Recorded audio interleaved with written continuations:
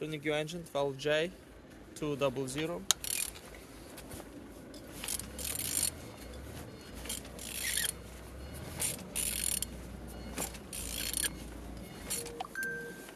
Turning good. The front engine looks good, as you can see. Altimeter without any damage, same as well like on the Z side, everything nice. Gearbox now broken, as you can see. Look as well on the Z side, everything's good.